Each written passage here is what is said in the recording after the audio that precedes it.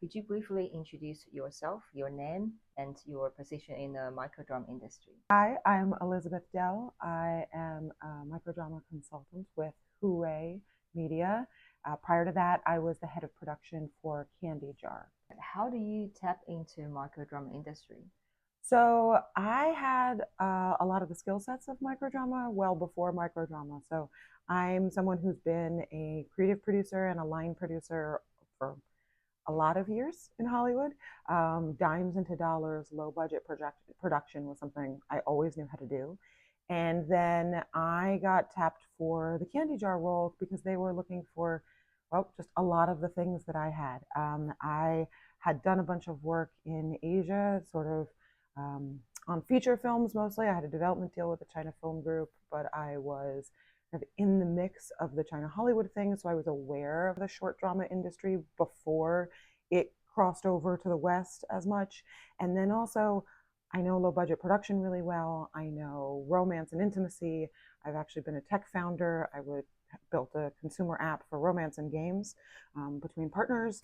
And so all of that meant that the kind of combination that you need for microdrama, which is an understanding of the tech side, an understanding of the storytelling, an understanding of the production limitations and how to make all that work. I sort of had all of the pieces already, and then it all tied together in the vertical world. Wow, you feel like the microdrama is the right thing Yeah, for yeah, you. yeah. So I might need to deep a little bit Mhm. deeper into the story. You've had experience in working interactive romance app. So, yes, I built an app called Amorus. I did that during the pandemic. I took a break from a lot of the production side of things because a lot of independent film, which was where I was spending a lot of my time and I was really excited about, just wasn't possible in COVID.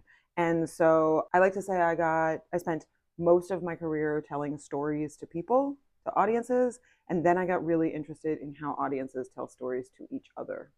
And Amorous was a games and messaging app for couples. So kind of a space to play in romance when you're already partnered. So rather than basically all of the tech that's available in romance these days, the vast majority of it is marketplace tech, right? It's dating apps. You're single and you want to get connected. There was really nothing serving the market of you're connected and want to stay connected. You want to find a way to not turn your romance into a thing you take for granted.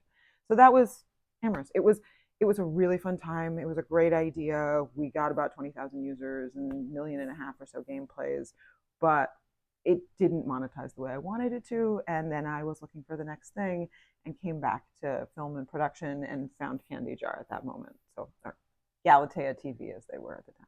Did that experience help you with the microdrama, your job or career?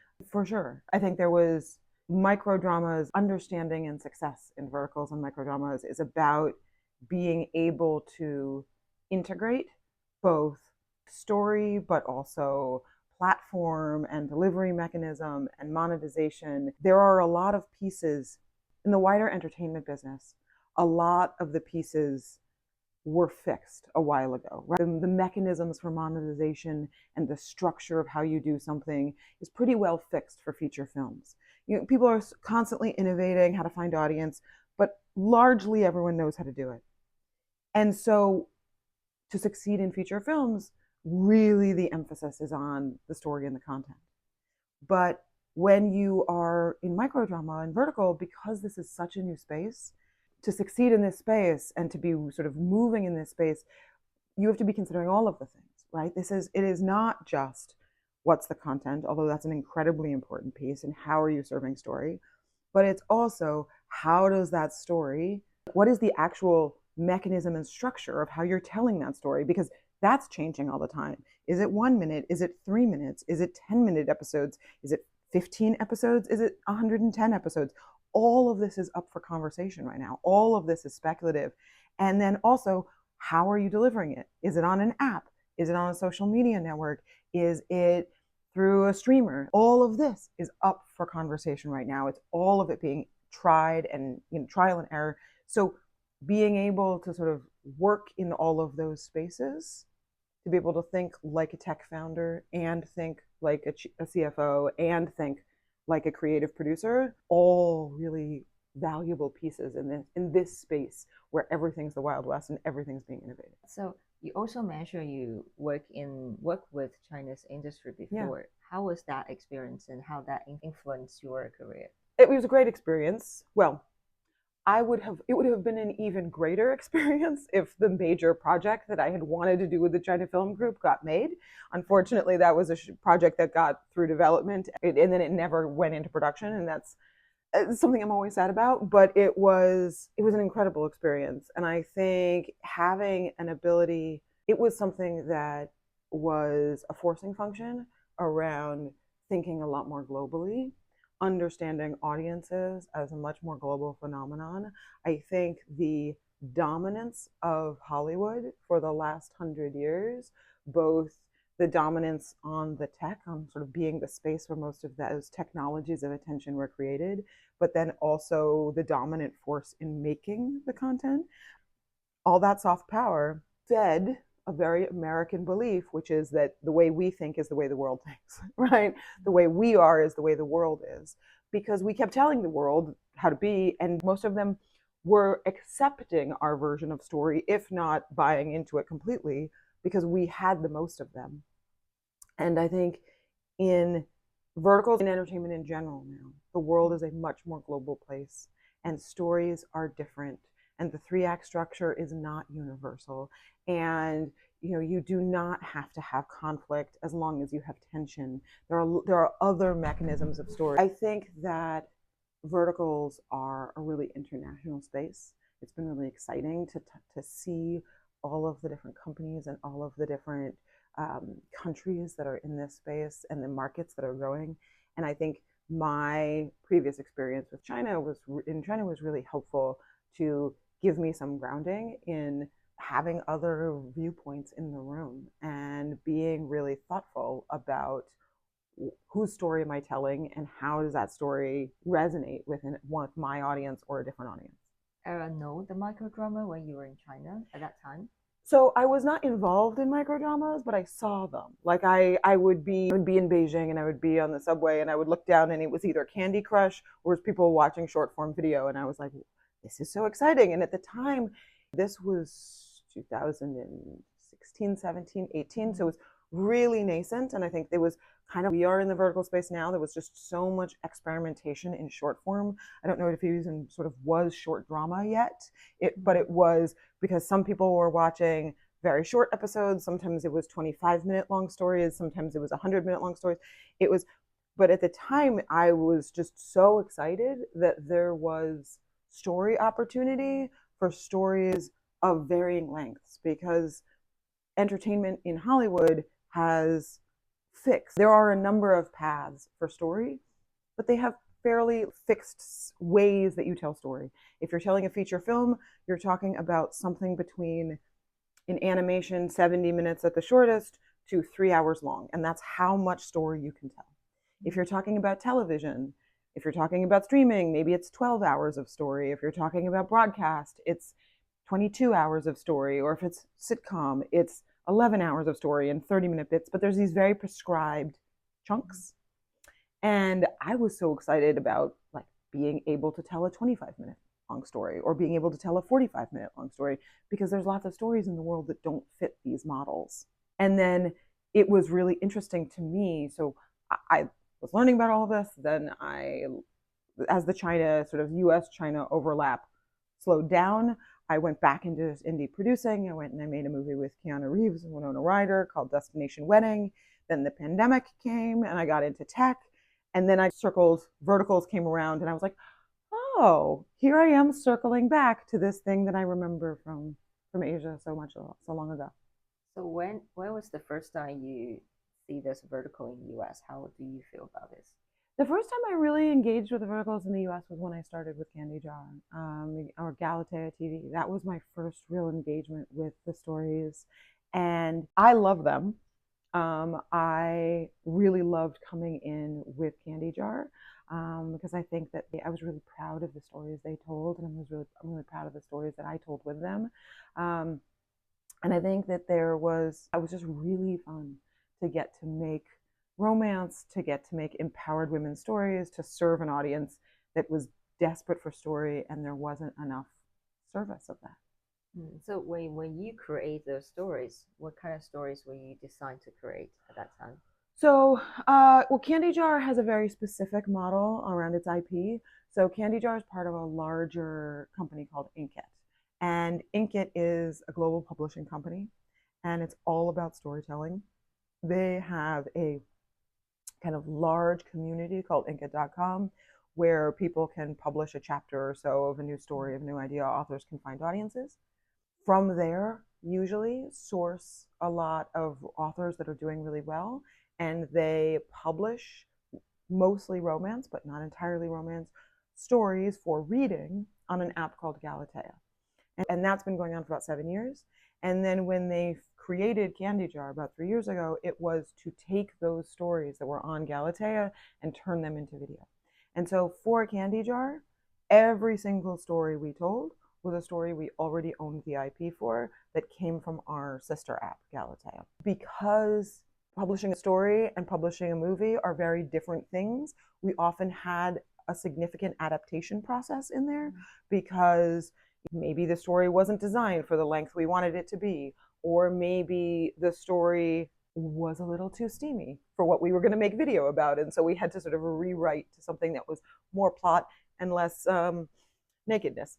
But we were always adapting stories from the app, which meant that we actually had a lot of data already around what were the stories that were really popular and what about those stories were really popular. And so even when we were adapting from text into screen, we knew what the things were that we were going to make sure to preserve, what were the favorite scenes, what were the favorite characters, and then we could bring those over into a video format, into a movie.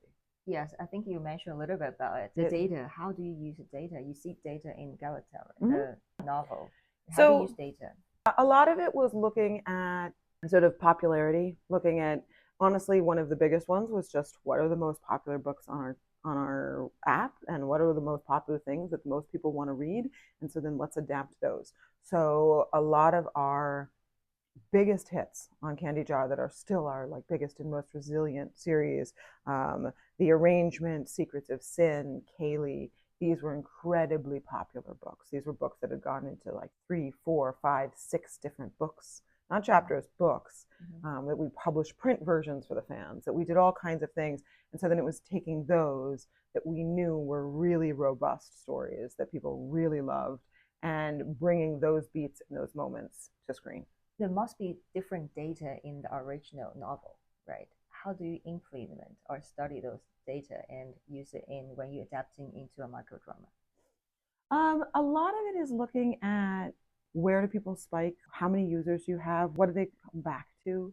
You know, what was always a really interesting piece of data for me was looking at, and I looked at this whether in books or in the videos themselves, was where do you have outsized watch numbers per viewer. And so what I mean by that are read numbers. What if I'm looking at a show and I look at like the average user watches this episode how many times? And that's usually about one if most people just watch the show one time. But I could look at every episode and look at that average and see where the spikes were. And then it was like, oh, these episodes are all at like 1.4, 1.5, 1.7. And then I'd be like, what's going on in those episodes that clearly a lot of people are coming back and rewatching them? And most of the time, it was because they were the sex scenes. That's almost always why people were coming back, you know, and you would be like, oh, there's a 3 episode or a 4 episode or a 5 episode like little bump. And that is the, oh, they're about to, and then, oh, and then they did. But also we would see things like there's a bump on this dance sequence and people love the dancing, or there's a bump on this side character. And that we often use that data. If we looked and we saw those aberrations in a good way, we would go back and say, what's happening here? And that guided our casting a few times because we noticed that a supporting role character, people were coming back and rewatching those episodes. So we were like, great, let's tag our casting director that we want to put that person in something else. We want to cast them as a lead in the next show. And the same thing for in the books, we would do breakdowns as we were coming into the adaptation process and say, what are the chapters that people come back and reread? What are the pieces that are the most popular? And so what are like the killer scenes that we want to make sure we protect? So those are the ones you keep in the adaptation. Exactly. Oh, that's very, very interesting. What else do you see from the data when you read let's say the show is finished, it's released? How do you read those data? How do those data implement in a future production or future creation? I think I'm not a candy jar anymore. So sure, yeah. now I'm working with Hooray. But I think a lot of what we were looking at were things like what is the fall off rate? So what percentage of the people who are starting the show are finishing the show? What percentage of the people who are crossing our paywall and actually paying to cross our paywall? Candy Jar is primarily subscription. And so a lot of the viewers are people who have already paid for a subscription. And so having an understanding of what are the shows that are good at getting people to buy a subscription versus what are the shows that people watch once they have a subscription. That and I think really importantly, this was something that Inkit had learned with Galatea even years before, and so was bringing in to the candy jar world as well, is that the shows that move the needle, that stop the scroll and move someone into your app are great, but they are not all that you can have, right? HBO, this is an example, like HBO wants its water cooler shows. It wants the shows that everybody is talking about and everybody goes to buy HBO for it. But if that's the only show it makes, if you show up on HBO and all you have is 17 versions of The Sopranos or The Wire or Heated Rivalry or 6 Feet Under, to go by decade of HBO's biggest hits, that's not enough. Mm-hmm. You have to actually have a variety behind that. Otherwise, you can't keep the subscription. And so it was really important to us to constantly be making different kinds of shows, to be thinking about YA, serving billionaires, serving sort of more action-oriented ones, or serving ones, a cowboy story, but like keeping the variety going. We started doing werewolves when I was there, and thinking, having a variety of shows, and you were always testing, you were always hoping that every single one was something that would stop a scroll and would bring people in with paid ads. But even if it didn't, you wanted them, once they arrived, if they came in on a werewolf show, they were going to want a bunch of werewolves, but they also give them a medical love story, give them that to sort of cleanse the palate and make it feel like there's a world of opportunity to watch. So I have asked this question to every speaker. What is your drama or vertical, and how do you define it? And what's the core and essence of it? For me, I really think that vertical is a format. Mm-hmm. And what I mean by that is that for me, verticals are in a 9:16 frame, and they are a short episodic cadence. And that could be 1 minute at a time, it could be 3 minutes at a time, but it's that short episodic cadence and it's the frame. Everything else is negotiable. And I think and by format, I compare verticals to television. Television is a format. It is in the box, it has ad breaks, it's ad supported generally in its structure. It can be cable, it can be broadcast, it can be digital, and it can have every genre in it, right? Television includes news and live and soap and primetime and comedy and procedural and drama and all of that. And I think the same is true for vertical. I think we started with, at least in the West, we started with romance and soap drama because that was the most underserved market using the tool of verticals, which is phone distribution. Mm-hmm. But I think that we're going to see an explosion in all kinds of content. Because I'm an executive in this space, it's a fun trick that sometimes if I'm sitting next to someone on a plane, I will ask them to what is in their social feed. I don't usually ask them to show me their For You feed because people get really nervous about that. But I'll just ask, like, what kinds of stuff do you watch? What do you like to see? And is there narrative in it? And the answer is 100% of the time, yes. Everybody is now watching narrative in their feeds. And that might be clips from The Big Bang Theory, or it might be clips from CSI, or it might be clips from television shows. It might be a Marvel movie thing. It might be, but everybody is now watching narrative in that space. And so I think there is space for every kind of narrative show to serve people there in vertical. Yeah. What's the essence of microdrama? For me, it's making it in vertical. It's narrative in a 1 minute long cadence. Yeah. Right. So So also this panel is called Women in Short Drama. So mm-hmm. do you think the female protagonist or female characters in microdrama is have some rooms for improvement? I think, yeah, I mean, I certainly think there's a lot of room for improvement and expansion. I was really proud while I was at Candy Jar and I was the head of production that we had an absolutely no lady slaps rule. Like, we just didn't hit women and women didn't hit other people because people don't need to hit people. I mean, with the one exception of if we had an active fight sequence. If we had like a very big fight sequence, then there was like punches and things. But normalizing like physical violence against other people in just a day-to-day manner was not a thing I wanted to do. Never did body shaming shows. We, in fact, like one of our most popular shows of all time was Kaylee, which is a high school show about a pretty curvy girl. And that's just who she is. And the hot football player falls in love with her, and never in it is there a conversation about whether she's oversized or not. And that was something I was really proud of. And I think there's a lot of room for those stories. I think, again, it's a question of as we expand and all of these things weave together, as we expand the monetization systems, as we expand the mechanisms for how people come in and watch the systems and watch these shows, when we have less of a you need to shock someone into stopping their scroll or clicking through, I think we'll see a little bit more character development versus kind of shock value shows. Yeah, I think there's room, and I think that we haven't really seen what happens in an explosively popular show. And I think the kind of business case for quality hasn't really been seen yet.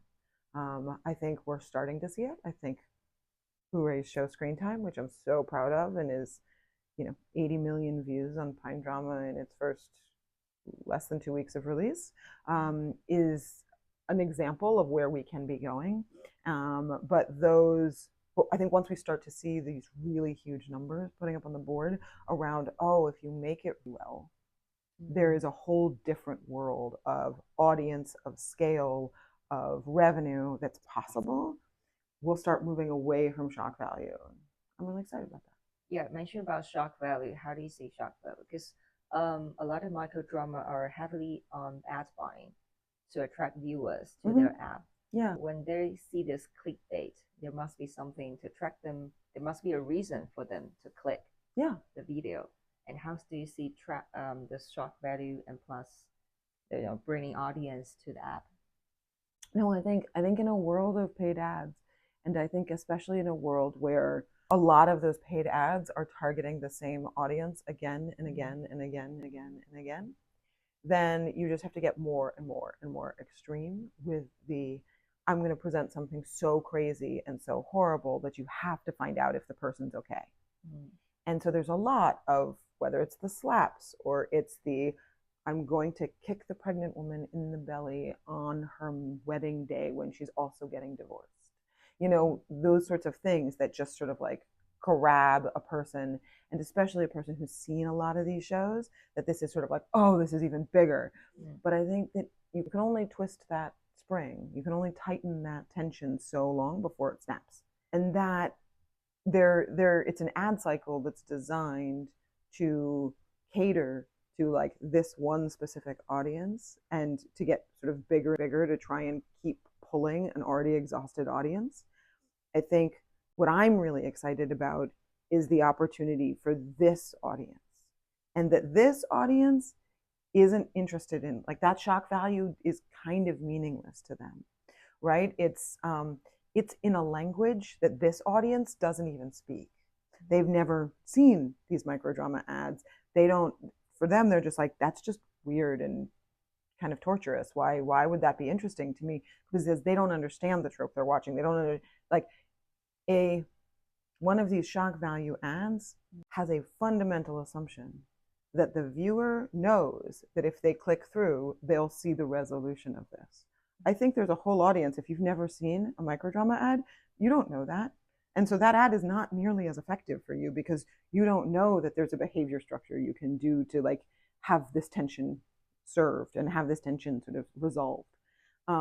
Instead, you have a wider audience that's much more used to television, to feature films, to just all of social media, and so they might be interested in something that makes them laugh. They might be interested in something that sort of like hints at a thing behind the door. They're horror fans, they're comedy fans, they're puzzle fans. I mean, that's just a procedural is a puzzle, right? Like it's a little drama around solving a mystery. And so I think that there's a lot of opportunity for all that. Yeah, I agree. Also, as a woman yourself, Mm. do you think there's a advantage in gender in this microdrama industry, or there's no? I think that there is an advantage for sure on the story. I think, at least in the West, relationships are in some ways considered women's work more than they're considered men's. So we have an entire society for whom kind of relational interaction is, and these are huge generalizations, of course, but more interesting and sort of more women are more adept at it. They are more trained, they are more socialized to be responsible for it, and so to be aware of it and to be thinking about it. And very honestly, a vertical frame on your phone in your hand serves the close up much better than it serves the wide. A wide shot is great on a huge screen. It looks beautiful and you still see what's happening. But on a screen this big in your hand with the whole world around you distracting, you need a face that's as big as your whole palm. And when all you're looking at is someone's face, the kind of story, the story about human interaction. Because that's the story you tell when all you're doing is looking at people's faces, or like mostly just looking at their bodies. When you're not looking at a spaceship and you're not looking at a massive conflagration of fire, you're not looking at an alien planet, you're not looking, you know what I mean? This benefits very human interaction based stories. And so I think there is a small advantage, or there is an advantage to women that we think about the human interaction stories a lot. But also, it's the world, and the world is, at least in the West, built much more for men than for women. So I don't know that advantage sticks. Yeah, so it's like yes or no question. Yeah. I still want to ask about your Mhm. current Yeah, career. please. I am working with Hooray Media, which is the company of Issa Rae, and we are making microdramas. So I produced our first microdrama called Screen Time, which we released in partnership with TikTok and Pine Drama. And yeah, we released the first part of it. It's a 2-part show. So the first 27 episodes were released just about a week ago, and a little over a week ago, and the rest of it will drop on May 22nd. Yeah, how's the results, the viewing? I mean, the viewing is amazing. We checked yesterday morning. As of yesterday morning, we were over 80 million views in the US alone. I think there's a bunch of international, but I don't have those figures yet or at hand. But yeah, the reception's been really incredible and really positive. And I think there's just a hunger for good stories well told always. But I think that people really love the format. Screen Time is a thriller. It's a romantic or relationship thriller. It's basically two couples who get together for a double date, and the screen, instead of the movie they're going to watch, comes to life and says, I have infiltrated all of your devices. I know all of your secrets. You have to do exactly as I tell you, or I will reveal them all to you. And asks the question, what do we do when our secret lives on our phones are revealed to our most intimate partners? And kind of comes at the themes and the questions of how, because we all have these incredibly powerful computers in our pockets, we can have these very secret aspects of our lives, even from our closest confidants, because it's just this secret little box right there. And And so it's really fun because it is both what secret's going to be revealed next, who's going to have the secret, what's the next thing, but also who's actually doing this. Is it someone in the room? Is it someone outside? Is it someone they all know? And sort of every episode is a new shift in what's being revealed and who's behind, who might be behind it. So it's a really fun way to play with the microdrama format where, yeah, you do have a twist and a change every single minute. Yeah. Correct me if I'm wrong. It's all casting in African Americans. Can I Yep, say that? yeah, Yeah, it's yeah, all black cast. Yep, it's an yeah. all black cast show, and I think this is not the only all black cast microdrama or vertical out there, but there aren't that many. I was really proud when I was at Candy Jar that we made Secrets of Vixen, which was an all black cast vertical, which was so fun to make. But yeah, and I think there are more coming, but there are very few of them out there, and I think it's a really underserved market. I also think, just being with TikTok is not only is that just a very global platform, so there's a lot of reach and there's a lot of promotion, but also it's a very different interaction mechanism. People are really hungry to be able to sort of interact in community while watching something. And the number of comments and engagements that we have on the show is wild. Millions of them. And you go and you look, and just any given episode has thousands and thousands of comments on it. And it is just people really excited to be like, oh, Marcus, like, what's he up to? And like, and everyone's tracking and everyone's posting gifts. And I think that ability to kind of be in interaction while watching content is a piece that social media brings that you don't have in television, you don't have in features. This sense, I mean, if you are going to a movie theater, you get to be in community physically with bodies. And so in some ways, we're returning to that idea of like laughing and crying and gasping with a crowd of people, but doing it on our phones. Yeah, that's interesting because I interviewed a Chinese short drama director before, and he mentioned about he think the core of microdrama related to social media. The social media is an important feature because in China, those actors will do live streaming and interact with fans.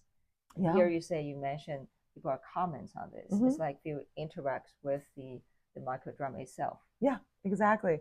And people are like adding, who do we think it's going to be? Like, don't give anything away. I haven't seen that episode yet.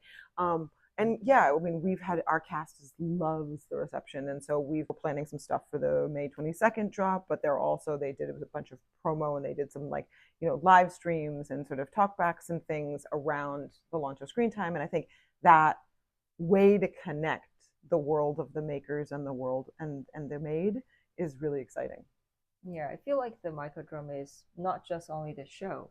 It also combines the critics or the fans or the people who make it. And all together, they kind of like become a microdrama thing. Is there anything else you want to share? So, what's the future of microdrama, do you think? I mean, I think that we're going to see everything in vertical. I don't think we'll see all things go vertical. I think we'll see versions of stuff.